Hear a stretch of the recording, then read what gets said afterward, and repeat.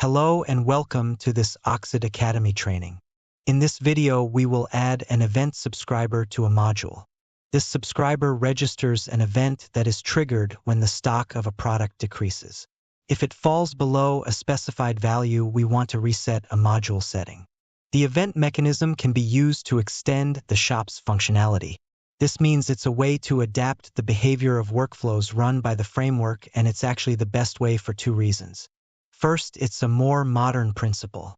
And second, even though the OXID development team may do huge refactoring, the events, like a model was changed, will be triggered anyway. This provides a more stable integration for upcoming versions than extending available classes.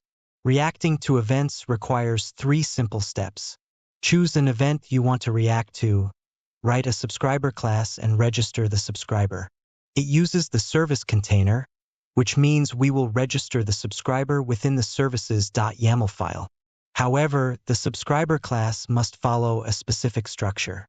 But first, let us discuss what functionality we want to implement. The module displays a promotion banner with a specific product to set the spotlight on this one. We do this to increase the purchases of it. This can lead to a rapid decrease of the item stock.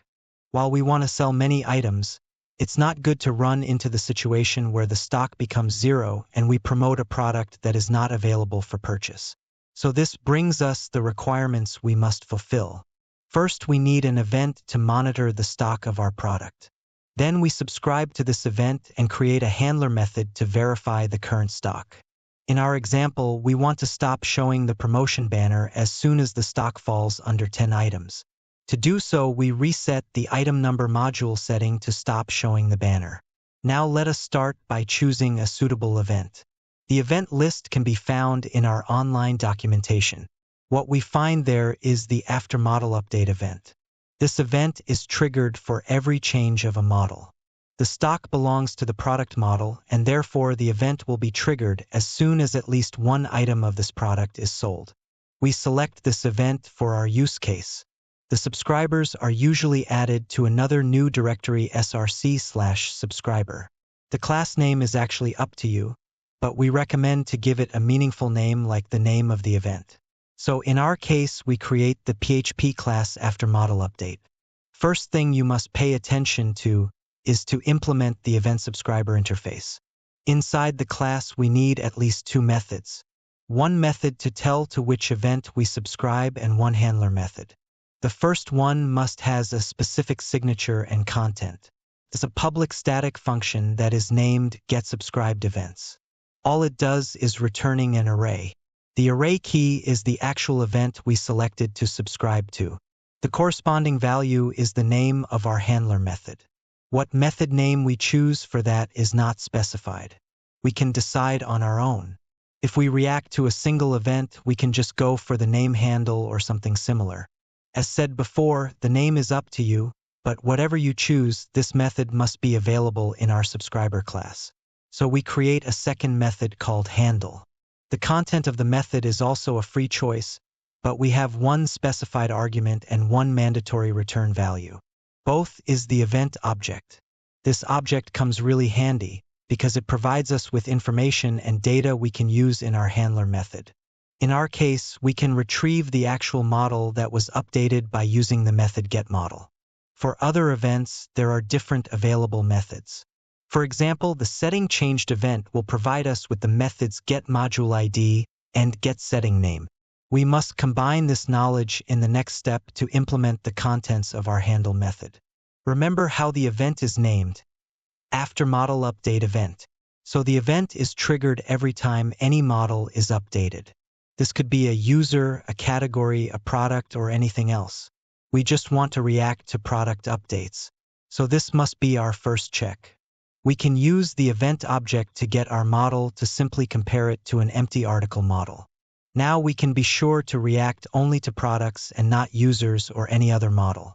But that's not enough since we want to react only to one specific product, the product that is defined within our module settings.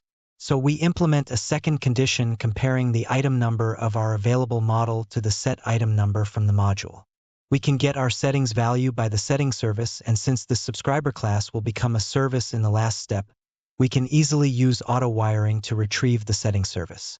When auto-wired, we can now use the service and get our item number with the method getString. While this is one side of the condition, we need to compare it to the item number retrieved from the model we got from the event object. There is no dedicated getter, so we must use the method getFieldData and ask for the OXID, which is the name of the corresponding database field. With these two conditions, we can ensure to only handle the event when the product linked to the promotion banner has been changed. At last, we need one additional condition. That condition is now part of the actual handling of the triggered event. We will verify the stock of the product. This time we have a dedicated getter for this, which is called getStock. We add our third condition to the if clause, checking if the item stock did become less than 10 with this model update. All our conditions are now implemented. Next step is to execute the reaction workflow we want to run as soon as the three conditions are true. Resetting the item number will be just one simple call. We use the setting service again and will write an empty string to the setting.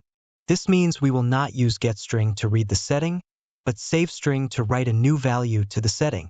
Only real difference of these two methods is a third argument for saveString, which is the value to be saved. In our case, the empty string.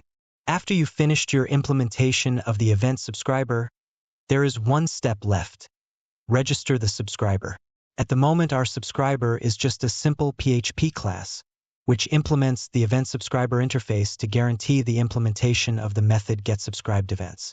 We must tell the framework that this class is a real event subscriber to ensure the execution of the handle method as soon as our product's item stock goes to a number lower than 10. To do so, we open our services.yaml file and add a new service. Like before, we choose the namespace of our class as identifier. Beneath it, we add a tag called kernel.event_subscriber. This tells the framework that this service is an event subscriber. Now the subscriber is registered and awaits the event. You can test now. For more information and tutorials about the OXID eShop, check out our other videos or head to the online documentation.